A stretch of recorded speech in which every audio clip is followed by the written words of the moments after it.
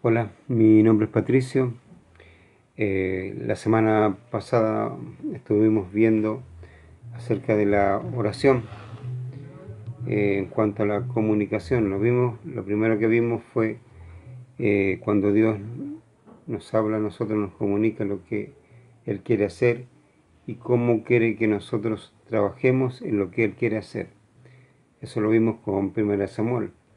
Después estuvimos viendo en Lucas 11 lo que nos corresponde a nosotros en cuanto a la comunicación, en cuanto a comunicarle a Dios, donde Jesús nos enseña a orar.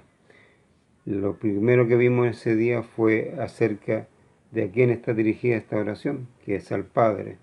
Eso lo vimos. Hoy lo que vamos a ver es cuáles son mis peticiones. Y para eso les invito a ir al libro de Lucas, que es Lucas capítulo 11, versículo 1, que es el versículo principal de la enseñanza. Dice: aconteció que estaba Jesús orando en un lugar, y cuando terminó, uno de sus discípulos le dijo: Señor, enséñanos a orar, como también Juan enseñó a sus discípulos. Ellos le dicen: Señor, enséñanos a orar. ¿Ya? Y la semana pasada, como le dije, vimos acerca de quién estaba dirigida esta oración, que era el Padre, que es nuestro Padre, que está en los cielos, que su nombre es santo, que debemos buscar el reino de Dios y fundamentalmente que se haga su voluntad. Eso lo vimos la semana pasada. Hoy lo que vamos a ver son cuáles son las peticiones. Eso está en Lucas 11:3. Dice: el pan nuestro de cada día, dánoslo hoy. ¿Ya? Jesús está mostrando algo necesario, la comida. La comida es necesaria físicamente para nosotros, es algo fundamental y necesario. Y eso es lo que tenía que pedir en oración. Cada hijo de Dios debiera pedirlo, todas las cosas que son necesarias. Vamos a ver 3 áreas de nuestras cosas necesarias. La primera, vamos a partir por la parte física y sentimental, fundamentalmente. Primero, Filipenses capítulo 4. Filipenses capítulo 4, versículo 6, dice: por nada estéis afanosos, sino sean conocidas vuestras peticiones delante de Dios en toda oración y ruego con acción de gracia. Aquí Pablo, escribiendo, dice que nosotros no tenemos que estar afanados por nada. Y si ustedes analizan su vida, estamos todos los días afanados por algo, por lo que sea, estamos afanados. Por tener esto, por esto otro, trabajamos más, dejamos de lado las cosas espirituales porque estamos afanados en tener un auto, una casa, un estilo de vida mejor, una forma donde nosotros podamos desarrollarnos mejor y podamos estar económicamente más estables. Y nos afanamos para trabajar más, para tener más dinero. Dios dice que no estéis en nada, dice, en nada estéis afanosos, si no sean conocidas vuestras peticiones delante de Dios. Yo tengo que presentar las cosas a Dios. Te dirá: pero es que hay cosas que, ¿cómo le van a estar presentando cosas que son mías, cosas, cuestiones que no tiene por qué Dios saberlas? Dios sabe todo de nosotros, fundamentalmente. ¿Recuerdan ustedes a Ana, cuando Ana presenta delante de Dios una petición tan importante como era tener un hijo para ella, que era estéril? Dios escuchó esa oración y le dio a Ana lo que ella quería, un hijo, el cual ella consagra a Dios y Dios lo utiliza de una forma maravillosa. Eso es una petición. Y si ustedes ven en la Escritura, hay muchas peticiones que se piden a Dios y Dios responde, porque para Dios nada es imposible. El problema nuestro es que siempre queremos hacer nosotros las cosas y por eso nos afanamos, por eso nos enfermamos, por eso estamos estresados, por eso estamos demasiado cansados, enfermos, siendo que deberíamos estar tranquilos, dependiendo absolutamente de Dios en cuanto a todas las cosas. ¿ya? Mire, vamos también a Mateo, Mateo capítulo 6, Mateo capítulo 6, versículo 6 al 8. Dice: Mas tú, cuando ores, entra en tu aposento, y cerrada la puerta, ora a tu Padre que está en secreto, y tu Padre que ve lo secreto te recompensará en público. Y orando no uséis vanas repeticiones como los gentiles que piensan que por su palabrería serán oídos. No os hagáis pues semejante a ellos, porque vuestro Padre sabe las cosas que tenéis necesidad antes que vosotros le pidáis. Dios sabe lo que nosotros necesitamos antes que nosotros le pidamos a Él. Él conoce nuestras necesidades. Por lo tanto, Él lo único que quiere es que yo las presente, yo se las diga. Él sabe lo que necesito. Y generalmente, si usted ve, Dios nos provee de todo lo necesario. Ninguno de nosotros puede decir que nos falta algo. Lo que nos falta es simplemente aquellas cosas que nosotros queremos más allá de lo necesario. Es otra cosa, pero lo necesario siempre Dios lo ha suplido. Veamos también la parte espiritual. Dios también quiere que nosotros oremos en esa área. Mire, vamos a Filipenses capítulo 1, versículos 8 al 10. Porque Dios me es testigo de cómo os amo a todos vosotros con el entrañable amor de Jesucristo. Y esto pido en oración, que vuestro amor abunde aún más y más en ciencia y en todo conocimiento, para que probéis lo mejor, a fin de que seáis sinceros e irreprensibles para el día de Cristo. Si ustedes ven, Pablo está orando por la iglesia de Filipo, porque los ama, y en base a ese amor es lo que le pide, o lo que pide Dios. En el versículo 9 dice: y esto pido en oración, que vuestro amor abunde aún más, y más en ciencia y en todo conocimiento, para que aprobéis lo mejor. Algo importante, nosotros oramos por la iglesia, para que la iglesia abunde más en amor, en ciencia, en conocimiento, para que las cosas que se aprueben en la iglesia, para que las cosas que se hagan en la iglesia sea lo mejor. Nosotros no oramos por eso, no nos interesa fundamentalmente, no es algo que se haga.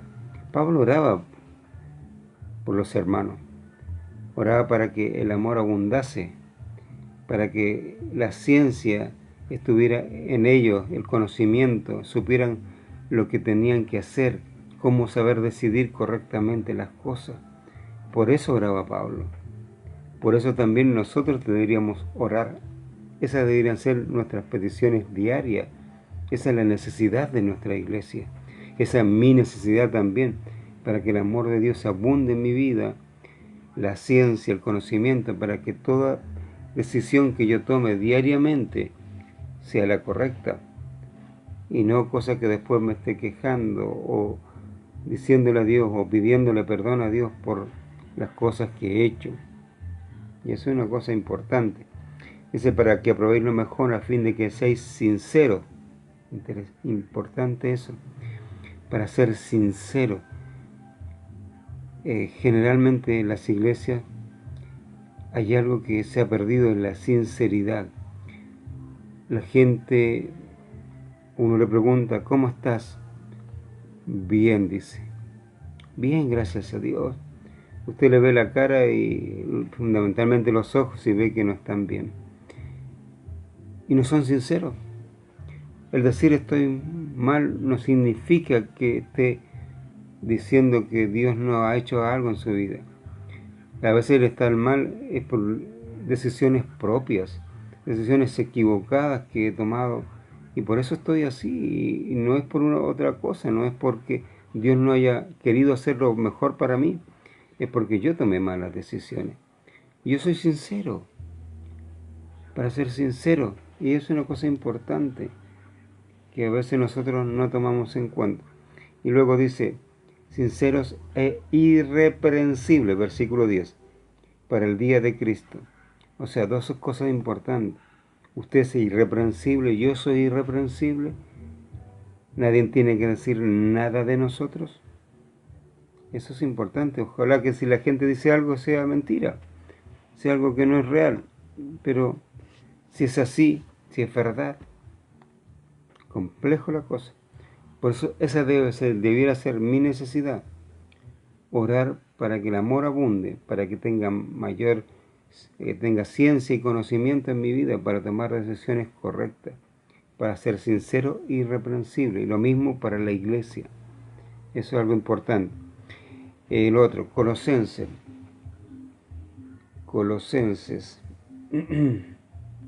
Estas son cosas necesarias.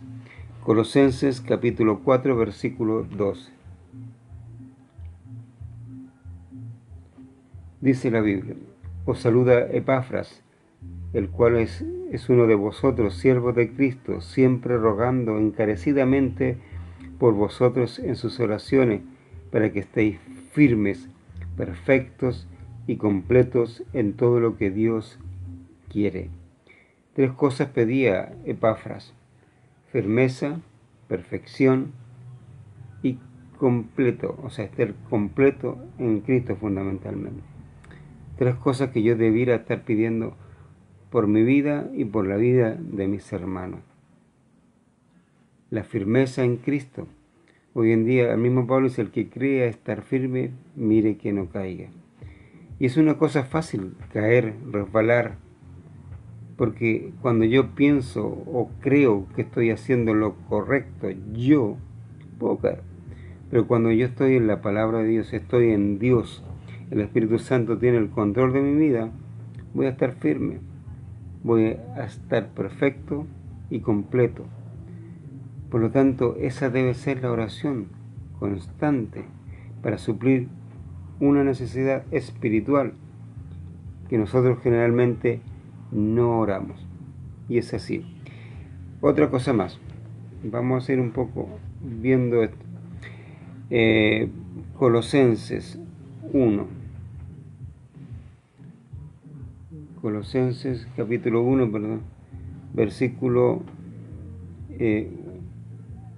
9 al 14. Dice, por lo cual también nosotros desde el día que lo oímos no cesamos de orar por vosotros y de pedir que seáis llenos del conocimiento de su voluntad en toda sabiduría e inteligencia espiritual, para que andéis como es digno del Señor, agradándole en todo, llevando fruto en toda buena obra y creciendo en el conocimiento de Dios, fortalecidos con todo poder conforme a la potencia de su gloria, para toda la paciencia y longanimidad, con gozo, dando gracias al Padre que nos hizo aptos para participar de la herencia de los santos en luz, el cual nos ha librado de la potestad de las tinieblas y trasladado al reino de su amado Hijo.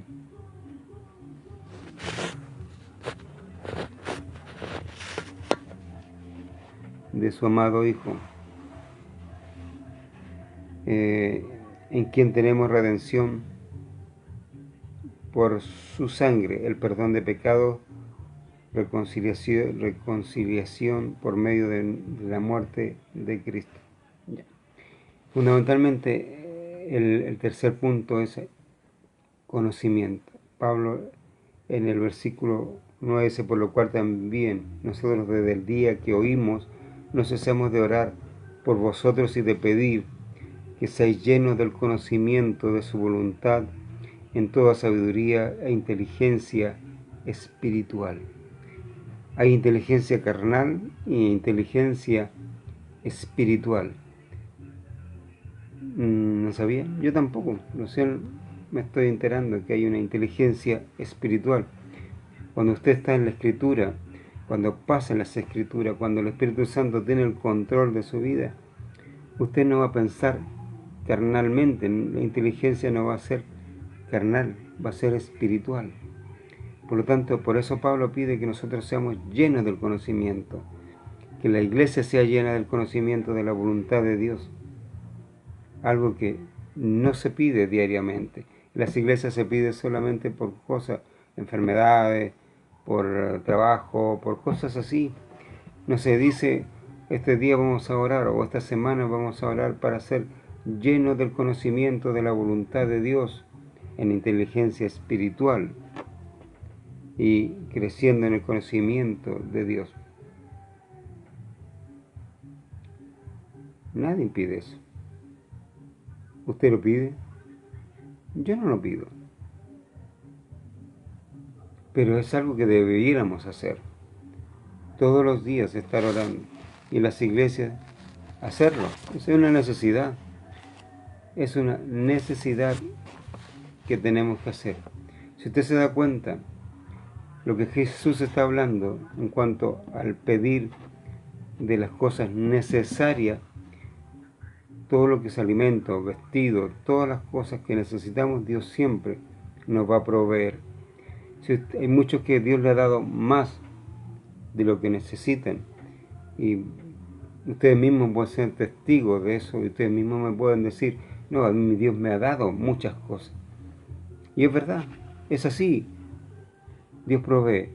El problema es que nosotros hemos descuidado las necesidades espirituales, lo que hemos estado viendo, abundar en amor. Usted está lleno de amor. Si nosotros estuviéramos llenos de amor, el hablar de Cristo sería algo tan fácil, tan simple. Nosotros estaríamos buscando a la gente, buscando la voluntad de Dios, buscando dónde Dios está trabajando para hacer nuestro trabajo. Porque amamos a las personas, amamos como Dios nos amó a nosotros. Firmeza espiritual. La firmeza espiritual no está en mis conocimientos, en cómo yo pienso que puedo estar. Como Pedro le dijo a Jesús, yo no te negaré, y lo negó. ¿Ya? La firmeza espiritual está en Dios. Cuando yo estoy en Cristo, estoy firme. Cuando estoy fuera de Él, soy débil. Y el conocimiento, lleno del conocimiento de la voluntad de Dios, son tres cosas que yo tengo que buscar dentro de las necesidades espirituales, algo que tenemos que llenarnos también. Luego, veamos, seguimos viendo Lucas 11:4. Lucas capítulo 11, versículo 4, dice, vimos el pan nuestro de cada día, dásnoslo hoy. ¿Ya? El versículo 4 dice, y perdónanos nuestros pecados, como también nosotros perdonamos a todos los que nos deben, y no nos metas en tentación, mas líbranos del mal. Lucas habla de el pedir perdón. En la oración nosotros generalmente no pedimos perdón. ¿Se ha dado cuenta que hace muchos años se pedía perdón en las oraciones? Hoy en día usted escucha oraciones donde la gente no pide perdón.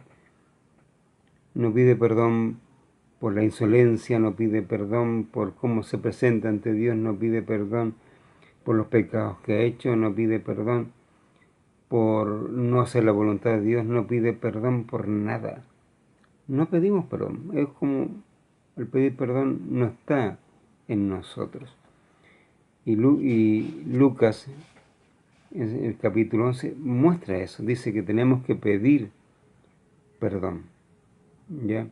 Versículo 4. En Mateo capítulo 6, el perdón está relacionado a las deudas. En Lucas 11:4 está relacionado al pecado. Mire, vamos a ver. Mateo 6. Quiero verlo. Para mí sería fácil no mostrar este capítulo de Mateo 6. Me dedicaría solamente a Lucas, pero quiero que vean un poco la relación. Mateo 6, versículo 12. Dice, perdona nuestras deudas, como también nosotros perdonamos a nuestros deudores. Si ven, Mateo es dirigido a los judíos, habla de las perdona nuestras deudas. Lucas 11, Lucas 11:4 dice, y perdónanos nuestros pecados. Lucas, el enfoque de él es a los pecados. Mateo es a las deudas. Pero mire lo que dice también Lucas, porque también nosotros perdonamos a todos los que nos deben. No dice Lucas, porque nosotros perdonamos a todos los que nos hacen daño o los que pecan contra nosotros. No se dice a todos los que nos deben. Un poco mostrando lo que dice Mateo 6, de la deuda. ¿Por qué? Yo sinceramente no entendí esto, miren, pero lo entendí con Romanos. Romanos capítulo 4. Romanos capítulo 4, versículos del 1 al 4. ¿Qué pues diremos que halló Abraham nuestro padre según la carne? Porque si Abraham fue justificado por las obras, tiene de qué gloriarse, pero no para con Dios. Porque ¿qué dice las Escrituras? Creyó Abraham a Dios y le fue contado por justicia. Pero el que obra no se le cuenta el salario como gracia, sino como deuda. Destaco, pero el que obra no se le cuenta el salario como gracia, sino como deuda. La obra, lo que la persona hace, en este caso no confiando en Dios, se le cuenta como deuda. Deuda, una obra es una deuda. En este caso, para un hijo de Dios, cuando esta persona no está haciendo lo que Dios quiere, sino está haciendo lo que Él quiere, pensando que agrada a Dios, eso es una deuda y pasa a ser pecado. Por eso Lucas lo muestra así. Él perdona a los que le deben, o sea, a los que le han cometido pecado contra sí mismo o contra Él. Un poco lo que está mostrando también Mateo. ¿Por qué? Porque Mateo lo muestra desde la parte de los siervos, de los que le debían. Si ustedes ven, por ejemplo, hay un ejemplo que muestra el Señor Jesucristo acerca de un señor que le perdona a su siervo todo lo que le debía. Y este siervo encuentra a su consiervo que le debía también y no le perdona la deuda, sino que lo mete en la cárcel porque él quería que le pagara todo y lo azota. Después sabe su señor lo que hizo este siervo y él le dice, yo te perdoné todo tus deudas, ¿por qué tú no hiciste lo mismo? Y lo mete en la cárcel hasta que él le devuelva todo. Eso en un cierto sentido lo que Dios quiere explicar un poco con nuestra relación, con la relación con nuestro ser, con las personas, cómo nos relacionamos, si perdonamos a la gente que nos debe, ya sea materialmente en cuanto a dinero o otras cosas, como también deudas en cuanto a pecados. Hay personas que nos ofendieron y que es como una deuda para nosotros porque ellos hicieron una obra, una ofensa hacia nosotros. Nosotros también debemos saber perdonar todo tipo de deuda, todo tipo de deuda, porque conforme nosotros perdonamos, Dios también nos va a perdonar. Eso es lo que dice Lucas, eso es lo que dice Mateo. No dice otra cosa y eso es lo que está enseñando el Señor Jesucristo en cuanto a el perdonar. Lucas 11, versículo 4, dice, y perdona nuestros pecados, porque también nosotros perdonamos a todos los que nos deben. A todos los que nos deben, nosotros los perdonamos. Así también tú perdonas nuestros pecados. Nosotros deberíamos ser unas personas perdonadoras, igual como lo es Dios. Pero nosotros generalmente no sabemos perdonar. A este no hizo algo, me hizo esto. Esto es para mí una deuda y él me la tiene que pagar. ¿No decimos eso? A veces se da cuenta, lo que nos hacen a nosotros pasa a ser una deuda, porque siempre buscamos la paga a lo que nos han hecho. Pero la Biblia dice que nosotros tenemos que perdonar a los que nos deben, a los que nos han hecho daño, sea cual fuera el daño, monetario, físico, digamos, oral, mental o como usted quiera. El daño que hayan hecho, el pecado que hayan cometido contra nosotros, debemos saber perdonar. Porque así también Dios va a perdonarnos a nosotros lo que hagamos. Y eso es una cosa importante. Para eso tengo que, ¿de qué forma? O sea, cuál debe ser mi actitud cuando voy a orar por perdón. Nosotros a veces le decimos, Señor, perdóname, mira, hice esta cuestión, bla, bla, bla, bla. Pero ¿cuál debe ser mi actitud? Para eso lo invito a ir a Segunda de Crónicas. Segunda de Crónicas, capítulo 7. Perdón un poco porque estoy un poco resfriado. Segunda de Crónicas, capítulo 7, versículo 14. Dice, y si se humillare mi pueblo, sobre el cual mi nombre es invocado, y oraren y buscaren mi rostro, y se convirtieren de sus malos caminos, entonces yo iré desde los cielos y perdonaré sus pecados y sanaré su tierra. Usted está pasando por momentos complejos, difíciles, donde piensa que Dios no lo oye, donde piensa que Dios no tiene como ninguna relación con usted y todo le va mal, todo le sale mal, todo le sale mal. Bueno, fundamentalmente es por este punto. Mi actitud.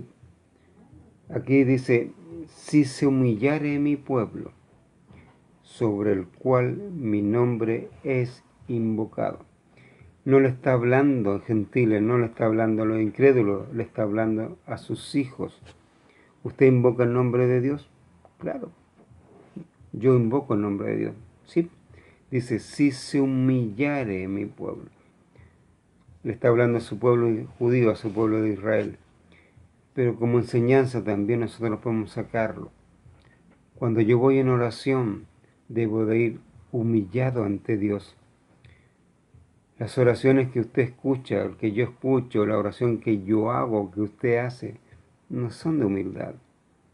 No voy humillado ante Dios a pedir perdón. Voy con orgullo, voy como si esta cuestión es algo que, ¿para qué? Pero lo voy a hacer. No, debe ser con un corazón humilde. Dice, miren, si se humillare mi pueblo sobre el cual mi nombre es invocado, y oraren y buscaren mi rostro. En esos momentos complejos de mi vida, lo que nosotros tenemos que orar y buscar el rostro de Dios, humillado. ¿Para qué? Dice, y de nuevamente se convirtieran de sus malos caminos. Cuando usted va humillado, porque usted invoca el nombre de Dios, dice, ora, buscando a Dios.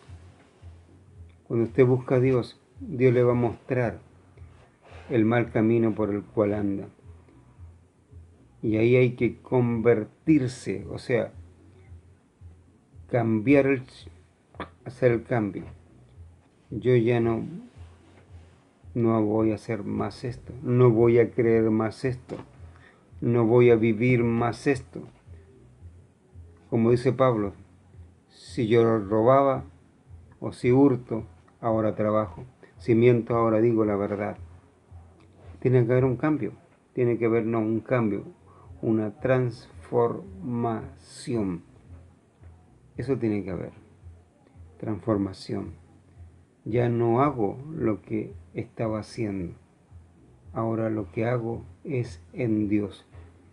Hago lo que Dios le agrada. Por eso tiene que haber una conversión en cuanto a mis malos caminos.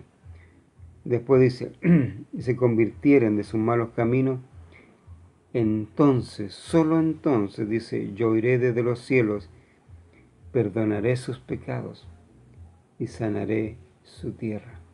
Es casi lo mismo cuando usted se convirtió, cuando usted creyó en el Evangelio. La Biblia dice que ahí Dios lo empezó a escuchar, a oír, y Dios respondió. Aquí la relación que yo tengo con Dios pasa exactamente lo mismo. Usted empieza a buscar otros caminos que piensan que son correctos, pero son incorrectos. Y ahí es donde yo tengo que pedir perdón y cambiar el rumbo, buscar el camino que Dios nos ha trazado, que es el Señor Jesucristo. Yo soy el camino y la verdad y la vida. Nadie viene al Padre sino por mí, que es lo que nosotros estamos fundamentalmente viendo y enseñando. ¿Ya? Lo otro, la forma de declarar lo que estoy diciendo. Salmos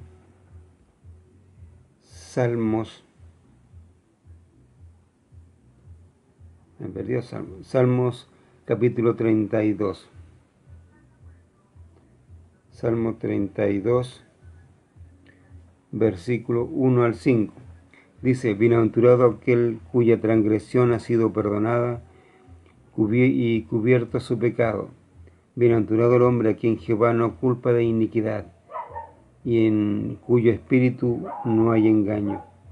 Mientras callé, se envejecieron mis huesos en mi gemir todo el día, porque de día y de noche se agravó sobre mí tu mano, se volvió mi verdor en sequedad de verano. Selah. Mi pecado te declaré, y no encubrí mi iniquidad. Dije, confesaré mis transgresiones a Jehová, y tú perdonaste la maldad de mi pecado. Selah. Si se dan cuenta, dice, mi pecado declaré. Antes no lo declaraba. ¿Y qué pasaba con esta persona? Dice, porque de día y de noche se agravó sobre mí tu mano, y se volvió mi verdor en sequedad de verano. O sea, se estaba secando por no confesar el pecado. El versículo 13, mientras callé, mientras no dije, mientras no confesé mi pecado, se envejecieron mis huesos en mi gemir todo el día. Es como que si me hubiera estado envejeciendo. Los dolores, enfermedades, todo eso pasaba por no confesar mi pecado. Perdóname, perdona mis pecados. Como yo perdono las deudas de otras personas. Debo ser perdonador, pero también debo buscar el pedir perdón, el examinarme. Tengo que siempre estar examinando mi vida para pedir perdón, para buscar el rostro de Dios. ¿Ya? Tenemos la necesidad, estamos viendo el saber pedir o el pedir. Hemos pedido por las necesidades básicas, pedir por perdón, y lo otro que nos dice Lucas, Lucas 11, Lucas capítulo 11, versículo 4, dice, perdona nuestros pecados, porque también nosotros perdonamos a todos los que nos deben, y no nos metas en tentación, mas líbranos del mal. Lo último que vamos a ver ya de esta oración dice, no nos metas en tentación. Lucas 11:4. ¿Qué es la tentación? La tentación es algo donde el tentador o los demonios o Satanás, etcétera, busca algo que a nosotros nos atrae. Es buscar algo que a nosotros nos atrae y empezar a tirar para hacernos caer, ¿ya? La Biblia dice que la tentación es humana. Mire, Primera de Corintios, wow, me apagó esta cosa. Primera de Corintios, capítulo 10, versículo 13.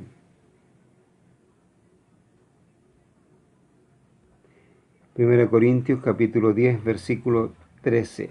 Dice: no os ha sobrevenido ninguna tentación que no sea humana, pero fiel es Dios, que no os dejará ser tentado más de lo que podáis resistir, sino que dará también juntamente con la tentación la salida para que podáis soportar. La tentación no es pecado, eso quiero aclarar, la tentación no es pecado. La tentación me lleva hacia el pecado. Cuando yo soy seducido, caigo al pecado.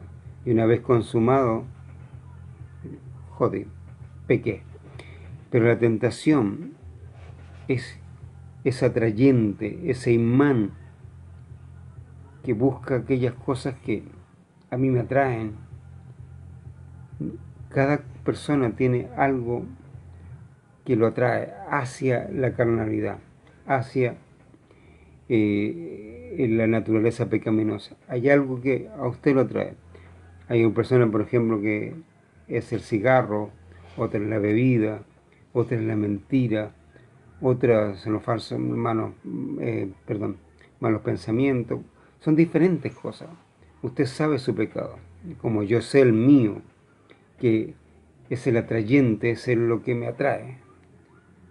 Y la tentación va a buscar eso, va a buscar su debilidad, mi debilidad, para atraerlo, para llevarlo al pecado, para seducirlo. Y Dios dice que ninguna tentación, o sea, toda la tentación es humana y que Dios va a dar la salida, ¿ya? Mire, vamos a ver cómo trabaja la tentación. Santiago 1. Santiago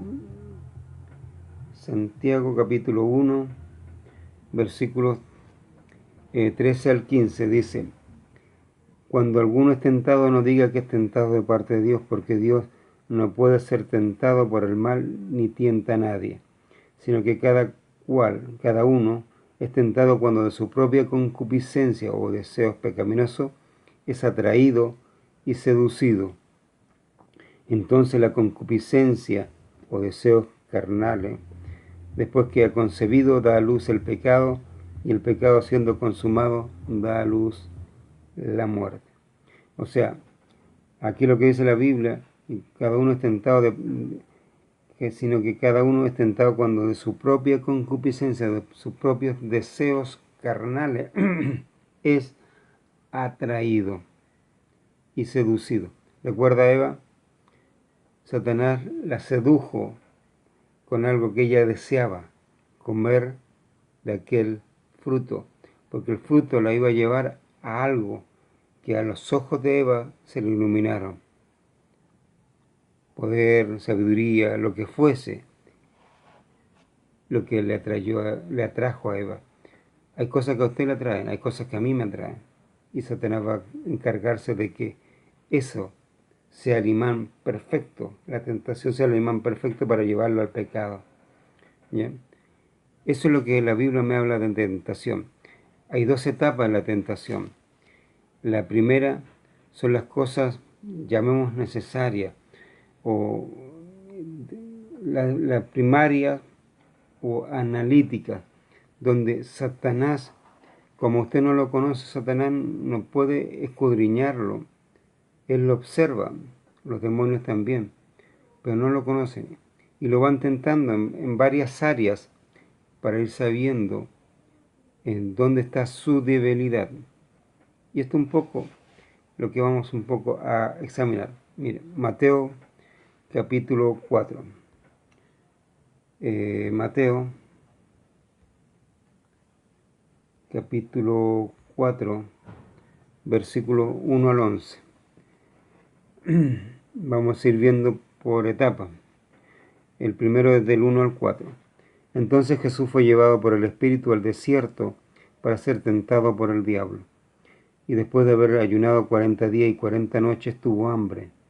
Y vino a él el tentador y le dijo: si eres hijo de Dios, di que estas piedras se conviertan en pan. Él respondió y dijo: escrito está, no solo de pan vivirá el hombre, sino de toda palabra que sale de la boca de Dios. Si se dan cuenta, esta es la primera etapa, que son Satanás te tientas las cosas necesarias. ¿Qué pasa con Jesús? Estaba en el desierto, tuvo 40 días y 40 noches sin comer, ¿ya? Y dice que tuvo hambre, ¿ya? Versículo 2 dice que tuvo hambre. Y ahí vino el tentador, porque el tentador vio que Jesús tenía hambre. Él no podía leerlo, no podía saber, pero vio que él tenía hambre. Y viene el tentador y le dice: si eres hijo de Dios. Satanás siempre pone la duda. Dios nunca pone dudas. Eso es una cosa importante que yo quiero aclarar.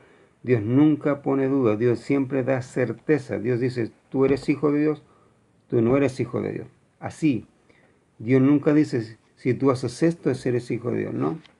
Dios dice: el que cree en el Hijo tiene vida eterna. Punto. Nada más. No. Dios no dice otra cosa. Satanás dice: si eres hijo de Dios, pone la duda, a lo mejor no soy. ¿Me entiende? Muchos predicadores a veces le ponen a usted la duda si eso no es.